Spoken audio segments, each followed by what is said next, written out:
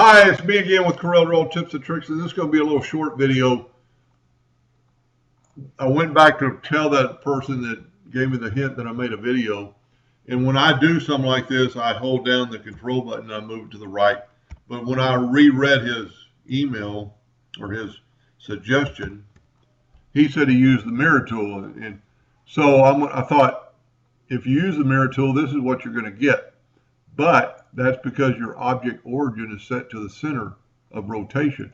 If you will click on one of these other nodes and then you mirror it, it will mirror it perfectly. And then you fill it in with the Smart Fill tool and you're done. So that's the mirror tool. You can mirror it any different direction, but you need to what's your origin.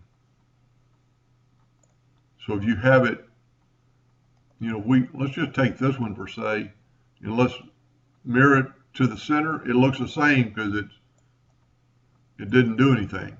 Control D, mirror it. It's on top of it. You can't really see it. But if we Control D now, and we mirror it to the left or right, it does that. It goes off that origin. Doesn't matter where you put it.